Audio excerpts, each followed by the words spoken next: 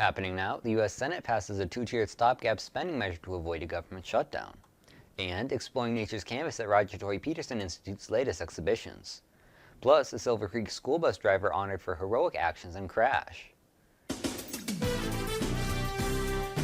Live and on demand, this is WNY News Now.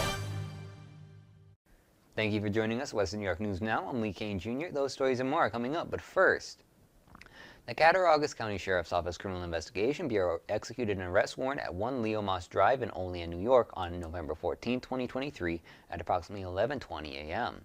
The subject of the arrest was Nicole L. Quinn, a 37-year-old resident of West Valley, New York.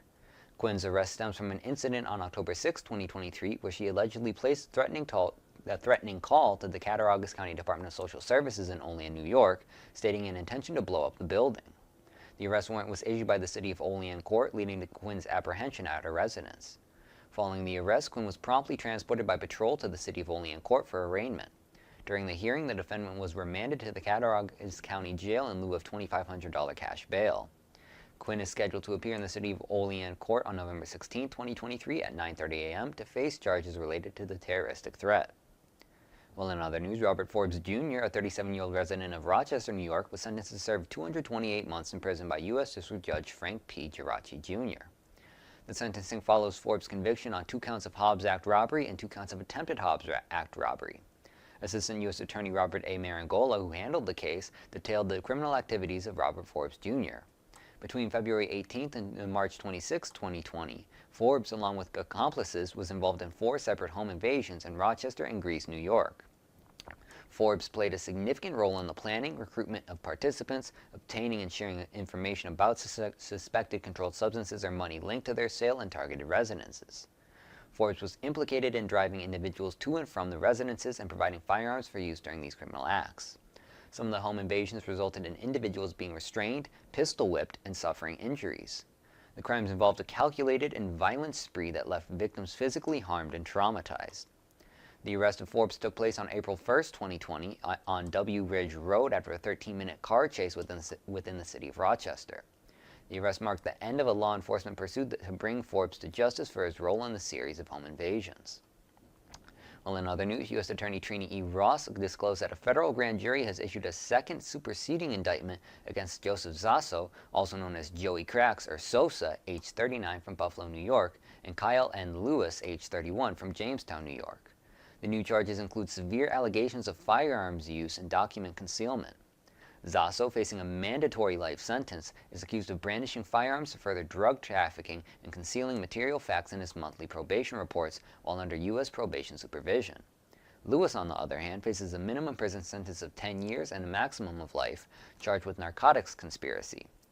Assistant U.S. Attorney Joshua A. Violanti, the prosecutor overseeing the case, explained that the indictments, including the latest superseding one, allege that between September 2018 and May 26, 2022, Zasso orchestrated an illegal narcotics operation in the Buffalo and Jamestown areas. The operation involved conspiracies with Lewis and others to distribute heroin, fentanyl, and methamphetamine. Residences at 12 Locust Street and 110 Fairview Avenue in Jamestown, as well as 48 Laurel Street in Buffalo, were allegedly used for drug trafficking activities. Zasso was additionally accused of selling heroin that caused serious bodily injury to an individual identified as BK. Both Zasso and Lewis are presently in custody. Well, in other news, after an investigation conducted by the Cattaraugus County Sheriff's Office Criminal Investigation Bureau, a 14-year-old juvenile has been arrested on multiple charges related to criminal activities over a 4-month period. The incidents took place at a local business in the Cattaraugus County DW in the town of Randolph. The charges include 3 counts of burglary in the 3rd degree, 1 count of grand larceny in the 2nd degree, 2 counts of grand larceny in the 4th degree, 3 counts of criminal mischief in the 2nd degree, 1 count of criminal mischief in the 4th degree, 2 counts of criminal trespass in the 3rd degree, and 1 count of reckless endangerment. The alleged crimes were committed over a span of 4 months, indicating a prolonged and systematic pattern of criminal behavior by the juvenile in question. The targeted locations were identified as a business in the Cattaraugus County DW and the town of Randolph. Law enforcement has issued an appearance ticket for the juvenile to appear in Cattaraugus County Family Court at a later date and time. As WNY News Now continues, the U.S. Senate passes 2-tiered stopgap spending measure to avoid a government shutdown. And later, the DEC encourages hunters to visit check stations for big game data collection. Stay with us as WNY News Now will be right back.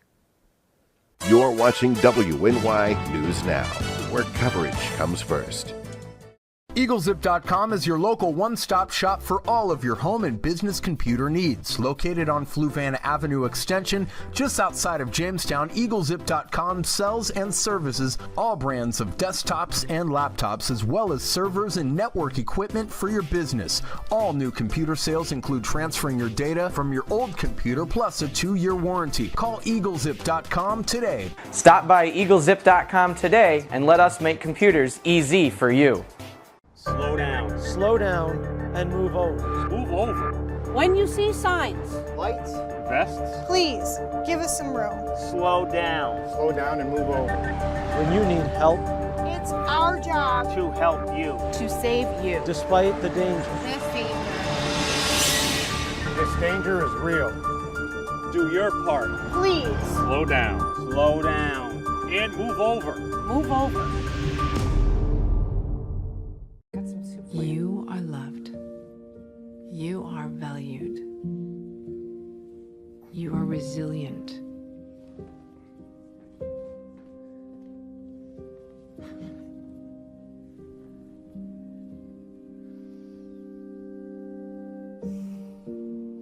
You got this. You're there for them. We're here for you. Find free care guides at aarp.org/caregiving. You're watching WNY News Now, where coverage comes first. In a decisive 87-11 vote on Wednesday, November 15, 2023, the U.S. Senate successfully passed a 2-tiered stopgap spending measure aimed at averting a government shutdown and providing temporary relief to various agencies. The proposed legislation, set to be signed by President Biden in the coming days, allocates funds to specific departments, with the first tier extending support until January 19th and the second tier until February 2nd. The initial tier of funding encompasses critical departments, including transportation, housing and urban development, energy, veterans affairs, and agriculture. This targeted approach is a strategic move to ensure the continuous operation of essential services and address immediate concerns. The subsequent tier extends funding to the remaining government entities, maintaining stability until early February. The bipartisan support for the bill stems from a combination of factors, notably the approaching holiday season and the House's substantial 10-week session. Members from both sides of the aisle recognize the urgency of the situation and the necessity of providing financial support to vital sectors of the government. However, even with this bipartisan consensus, a faction of hardliners within Congress remains steadfast in their commitment to fiscal responsibility. They argue that significant cuts are indispensable to meeting fiscal requirements and reducing the national deficit. These lawmakers, not swayed by the temporary funding measure, pledge to continue their push for substantial cuts in subsequent budget discussions. It is important to note that the current stopgap measure does not include any of the spending cuts or other provisions sought by both Democrats and Republicans. As a result, the stage is set for potential friction in the future budget negotiations. The absence of agreed-upon spending cuts leaves unresolved questions about the long-term fiscal strategy of the government, setting the stage for potential disagreements in the upcoming rounds of budget discussions. Well, in other news, WNY News Now recently delved into the captivating world of nature-inspired art at the Tory Peterson Institute with an exclusive tour of 3 of their new exhibits. Maria Ferguson, our knowledgeable guide, started off the tour by providing an intimate look at the artistic endeavors of Betsy Abbott and Spencer Fraser, both fervent admirers of the natural world, whose work is featured in the Small Worlds exhibit. Betsy Abbott is a quilt artist. She lives in the New England area, and so she creates quilts that really capture the essence of New England and the oceans and the tide pools and the marshes. She's very passionate about birds, and so a lot of her quilts really feature the birds that live in these areas. And then she tells us about the significance of the natural world and of the wildlife that lives within it in her own life. Betsy Abbott, a quilt artist hailing from New England, utilizes her craft to encapsulate the essence of her surroundings. Through intricately designed quilts, she beautifully captures the landscapes of New England, including its oceans, tide pools, and marshes. Abbott's passion for avian life is evident in her creations, where birds take center stage, allowing her to convey the significance of the natural world and its wildlife in her personal experiences. Her ability to translate the habitat she encounters into quilted masterpieces is a testament to her profound connection with the environment. So Betsy has an amazing sense for storytelling. So she's able to create these scenes of the habitats that she sees in her life and that she experiences in her life that she's very passionate about. So this is a great example. This is a quilt called Shag Rock.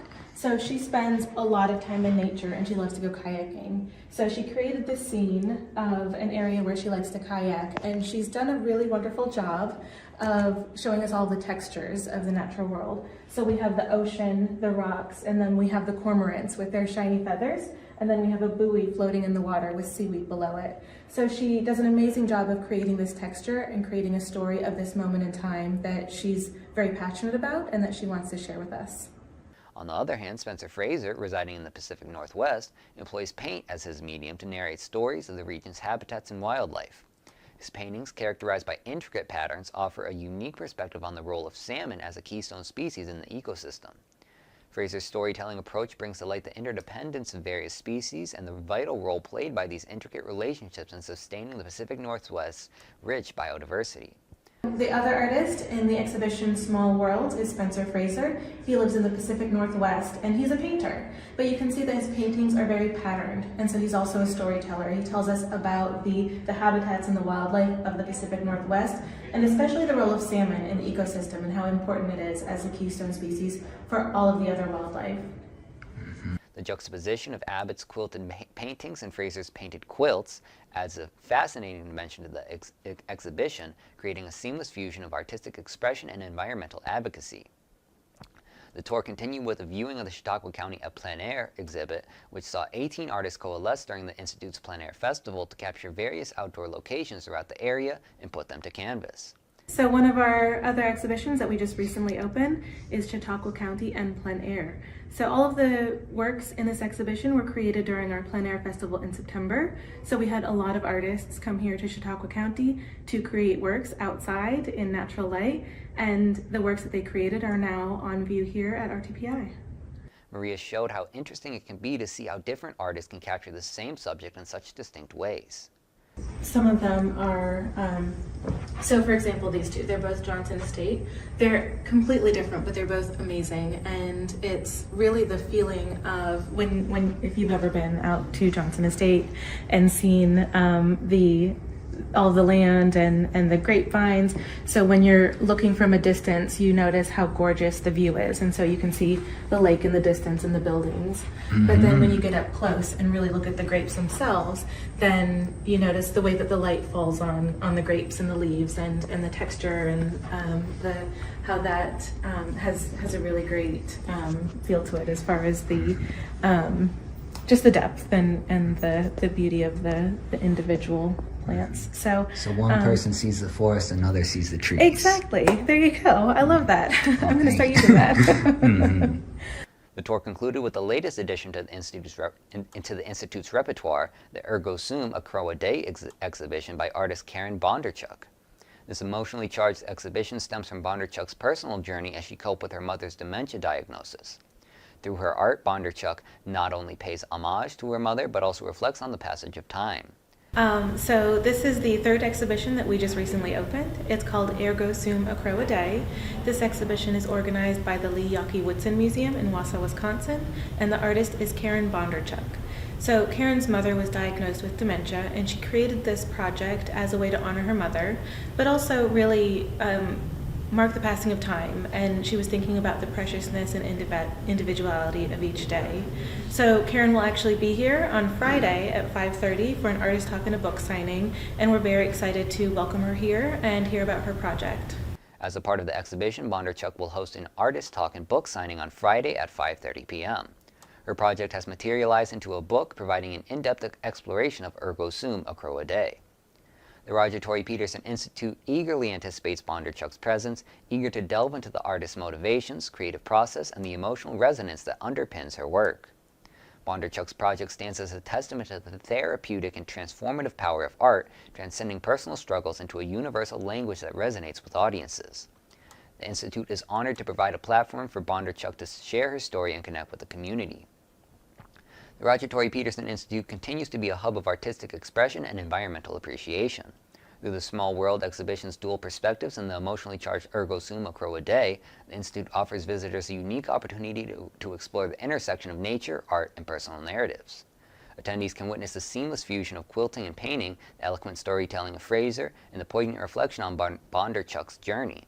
The convergence of these exhibitions not only celebrates the diversity of artistic expression, but also serves as a reminder of the profound connections between humanity and the natural world. The Tory Peterson Institute remains committed to fostering a deeper understanding of our environment through the lens of art, inviting everyone to partake in the beauty and complexity of the world we inhabit.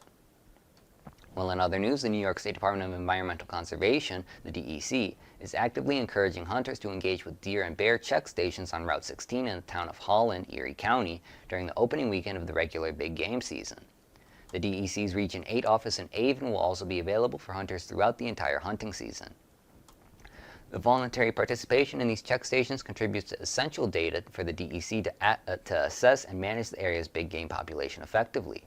Ann Rothrock, DEC Region 9 Wildlife Manager, emphasized the significance of hunter participation in check stations, stating, "In just a few minutes, hunters in Western New York who visit the check station can provide DEC with valuable biological data that will help big game harvest estimations and management of the region's big game populations."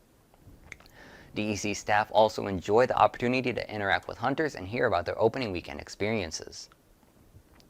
The DEC's Region 9 check station will be operational on Saturday, November 18th from noon to 8 p.m. and Sunday, November 19th from 10 a.m. to 6 p.m. It is conveniently located on Route 16, heading northbound about 1 mile south of the town of Holland, Erie County. Hunters are encouraged to bring their harvested deer and bear to the check station, where DEC staff will assess age and collect crucial biological and harvest information. Continuing a tradition from previous years, hunters interested in donating their harvest to Hunters Helping the Hungry can drop off a deer at the Holland check station before 6 p.m. on November 18th and 19th.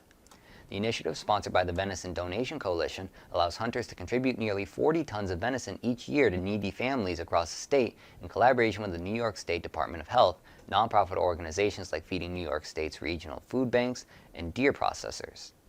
Hunters in DEC Region 8 can take advantage of deer check and aging services at the Region 8 office located at 6274 East Avon Lima Road in Avon, New York 14414 throughout the entire deer hunting season. Although no formal check station is planned for the opening weekend of the regular season, hunters are welcome to bring harvested deer to the office, where staff will provide check and aging services. The office is open from 8:30 a.m. to 4:45 p.m. Monday through Friday, excluding state holidays. DEC emphasizes the importance of reporting harvest promptly within 7 days of taking the animal. Hunters can utilize DEC's Hunt, Fish, NY mobile app, which provides a convenient and efficient way to report deer, bear, and turkey harvest while in the field. While the phone reporting system remains an option, online and mobile systems offer a faster and more accurate method for hunters to input information. Well, coming up next, Silver Creek school bus driver honored for heroic actions. But first, we return with a look at our full weather forecast. Catch your First Defense forecast daily on WNY News Now. Right here, baby. Look. Uma. Noah. Something more than a birthday is happening here. Once you can see it, you can help. The sooner you recognize the signs of autism, the sooner you can make a lifetime of difference for your child. Start by answering a few simple questions at screenforautism.org.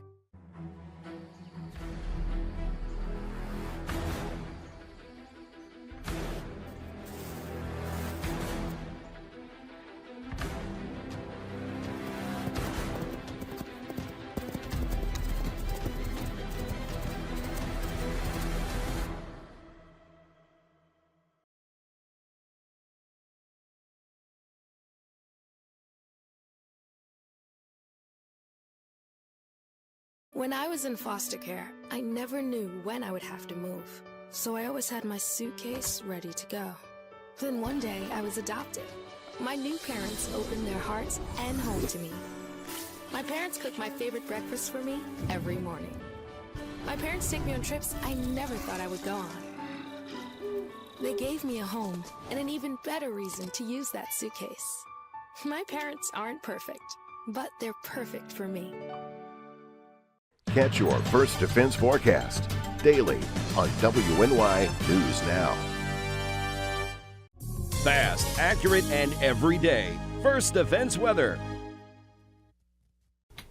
Welcome back to WNY News Now. Well, hopefully you enjoyed some of that sunshine and the mild temperatures the past few days, because that's about to change as we head into tomorrow and into the weekend, as a cold front will move across the region tomorrow. That's going to bring another round of widespread rain to the region beginning tomorrow morning and continuing through the afternoon and evening hours of Friday. Rainfall totals from this system will be about 1/2 inch to 3/4 of an inch across the southern tier and northwestern Pennsylvania over the next 24 hours. Before that cold front does move across the region, the winds will begin to pick up overnight tonight and into early tomorrow morning. Wind gusts out ahead of that cold front could be as high as 35 to 40 miles per hour across the southern tier and northwestern Pennsylvania, with the strongest wind gusts being found near the immediate Lake Erie shoreline and along the Chautauqua Ridge, with wind gusts as high as 40 to 45 miles per hour. Behind that cold front, those winds will start to come down tomorrow afternoon and into the evening hours. Almanac for today made it to a high of 59 degrees yesterday in the city of Jamestown. Our low for today was 30. The records for today, the record high is 73 set back in 1990. The record low of 10 set back in 1933. So let's time out future scan over the next 24 to 48 hours. Partly cloudy skies. This evening clouds will begin to increase after the midnight hour and continue to increase until tomorrow morning, where the first round of rain will begin to arrive around 9-10 o'clock in the morning, and those rain showers, possibly some heavier pockets of rain, will continue through the afternoon and into the evening hours, and then that cold front will exit the region and the rain will end from west to east tomorrow evening, with colder air filtering in behind that cold front. Might have some limited lake effect early Saturday, but most of the day will be dry as drier weather quickly builds back in. So most of the day on Saturday will be dry with partly sunny skies. So here's your forecast info detail for your Friday. Dry start in the morning, rain arrives around 9-10 o'clock in the morning, continues through the rest of the afternoon. High temperatures tomorrow will occur early on in the day in the upper 50s to lower 60s, and then behind that cold front we're dropping down to the 40s for the rest of the afternoon, with a south wind of 10 to 20 miles per hour. Wind gusts tomorrow will 30 to 35 miles per hour, especially during the early morning and afternoon hours. The rest of that 7-day outlook from Ultimate Solutions. So Saturday, outside of an isolated rain or snow shower, most of the day will be dry with temperatures in the upper 30s to lower 40s. A weak clipper system will cross the region Saturday night into Sunday. That could bring some early mixed rain and snow showers to the area on Sunday, with the rest of the afternoon being mainly dry. Monday looks dry with partly sunny skies and temperatures in the lower 40s. Then our attention is going to turn to possibly a more impactful system by the middle of next week, as models are starting to come into a better agreement that a system will be impacting the Great Lakes region from Tuesday through Thanksgiving. That could bring some widespread rain and gusty winds to the region on Tuesday, with lake effect snow to follow Wednesday and into Thanksgiving, possibly some accumulating lake effect snow. We're going to keep an eye on this, as that could have some potential impacts on the Thanksgiving travel, so stay tuned to First Defense weather as we get closer to the Thanksgiving holiday. Andrew, thank you. Well, Silver Creek resident and bus driver Michael Pantano received recognition from the Chautauqua County Legislature for his courageous actions during a crash. District 6 legislator Tom Harmon praised Pantano as a true hero during the Wednesday night ceremony. I just want to introduce Michael Pantano to the audience and legislators. This commendation is kind of near and dear to me because he's a true hero. Make it through this. Whereas Michael Pantano, a resident of Silver Creek, as well as a bus driver for the school, Silver Creek Central School District, was driving his bus on Route 20 when he noticed a vehicle approaching in the opposite direction had crossed into the lane of the bus. And whereas Michael Pantano was able to maneuver the bus without hesitation and prevent a head-on collision with the approaching vehicle. And whereas a collision did take place, all 11 students on the bus, as well as the driver of the other vehicle involved, were uninjured due to Mr. Pantano, his quick thinking, his attentiveness, and his concentration on the road and his surroundings. And therefore it be known the Chautauqua County Legislature honors and commends the heroic efforts and quick actions of Michael Pantano, and let it be further known that he has brought honor to himself, the village of Silver Creek, the town of Hanover, the Silver Creek Central School District, and all of Chautauqua County. This is a true hero, folks. Thank you.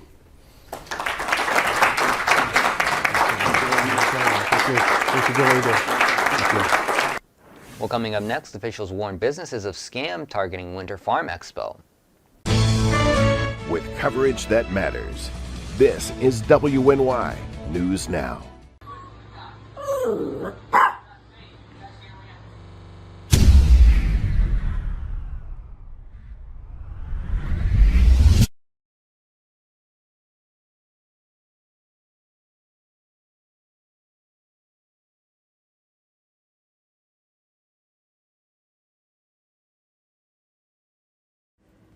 If you want to speak truth to the masses, make it funny for the classes.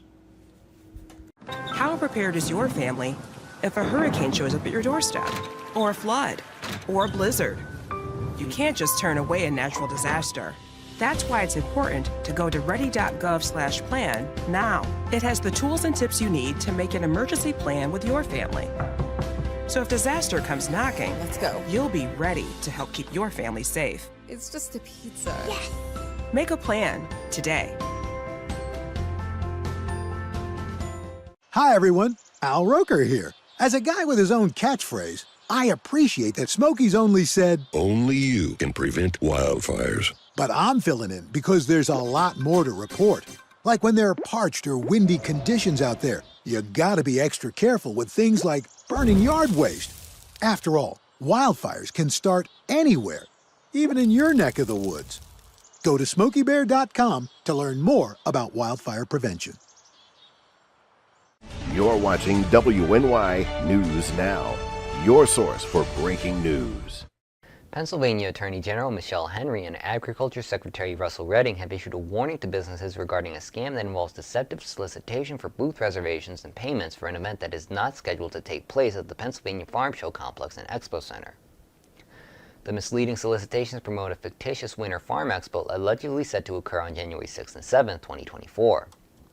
Businesses are urged to be cautious as there is no such event scheduled at the Farm Show Complex on those dates. The scam targets vendors by requesting payments to reserve space at the non-existent event. Attorney General Henry expressed frustration at the emergence of such scams, emphasizing the need for individuals and businesses to exercise caution. Scammers are creative in their endeavors to prey on people to make a profit, she stated. It is frustrating to see a scam like this surface and potentially tarnish a long-standing attraction event like the Pennsylvania Farm Show.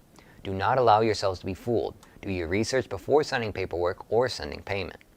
To address concerns or report potential scams, consumers are encouraged to reach out to the Pennsylvania Office of Attorney General, Bureau of Consumer Protection. Complaints can be submitted through the official website at https://www.attorneygneral.gov/submit-a-complaint/scams-complaint, or by calling the office at 1-800-441-2555. Businesses interested in reserving booth space for legitimate events, such as the 2024 Pennsylvania Farm Show, Pennsylvania State Fair, scheduled to take place from January 6th through the 13th of 2024, are advised to refer to the official website for accurate information. Details on becoming a commercial exhibitor can be found at www.farmshow.pa.gov. The Pennsylvania Farm Show is a long-standing and reputable event, making it imperative for businesses to verify the legitimacy of any communication regarding booth reservations. Officials emphasize the importance of conducting thorough research before committing to any agreements or making payments. Well, that's going to be it for today. I'd like to thank you all for watching. News continues 24/7 at WNYNewsNow.com or on our mobile app. You can download it today for free in the Apple App Store and Google Play Store. We're also on Channel 716 on Roku and at channel716.com. Thank you for watching.